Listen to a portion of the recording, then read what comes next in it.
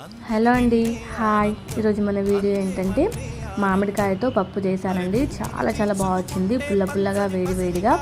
ఈరోజు ఏంటి, సండే రోజు మామిడికాయ పప్పు అనుకుంటున్నారా? ఈ వ్లాగ్ వచ్చేసి సాటర్డే రోజు తీసిన వ్లాగ్ అండి. సండే రోజు అయితే అప్లోడ్ చేస్తున్నాను. మధ్యలో 4 days అయితే వీడియో పెట్టలేదు కదండి.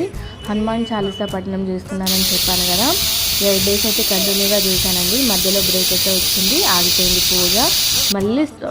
మళ్ళీ మొదటి నుండి స్టార్ట్ చేయాలండి. మీరు ఎవరైనా చేయాలి అనుకుంటే మాత్రం నేను ఖచ్చితంగా మళ్ళీ వీడియో అయితే పోస్ట్ చేస్తానండి.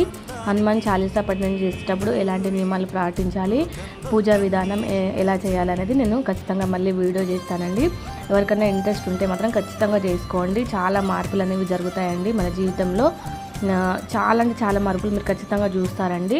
నేను సపరేట్గా దానికోసం అయితే వీడియో చేస్తాను. ఇప్పుడు మన వీడియో నేను చెప్తున్నాను కదండి, మామిడికాయ పప్పు ఎలా చేయాలో నేను వీడియోలో అయితే మొత్తం నేను చూపించాను.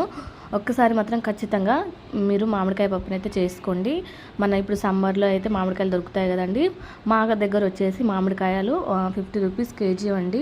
మీ సైడ్ ఎంత ఉన్నాయో ఖచ్చితంగా కామెంట్ చేయండి. చాలా రుచిగా వచ్చిందండి పప్పు అయితే. ఖచ్చితంగా ఒకసారి మీరు ట్రై చేయండి. అంటే కొందరు చేసుకోరండి, మామిడికాయ పప్పు అనుకుంటూ ఉంటారు. బట్ ఒకసారి చేయండి, చాలా బాగుంటుంది. చాలా ఎక్కువ పుల్లగా ఉంటే మాత్రం ఎక్కువ క్వాంటిటీ అయితే తీసుకోకండి. ఒక మామిడికాయ మాత్రమే తీసుకోండి. ఒకసారి ట్రై చేసి నాకు అయితే కామెంట్ చేయండి. మీ ఇంట్లో మీరు చేసినప్పుడు మామిడికాయ పప్పు అనేది ఎలా వచ్చిందో. చిన్నపిల్లలు అయితే చాలా ఇష్టంగా తింటూ ఉంటారండి. చూడండి, మామిడికాయ పప్పు నేను ఆల్రెడీ వీడియోలో మొత్తం చూపించాను. మీరు ఒకవేళ చేయాలి అనుకుంటే మాత్రం మళ్ళీ నేను డిస్క్రిప్షన్లో అయితే మొత్తం వీడియో, మొత్తం నేను ఎలా మామిడికాయ పప్పు అనేది ఎలా తయారు చేశాను అనేది మొత్తం నేను డిస్క్రిప్షన్లో అయితే ఇస్తానండి.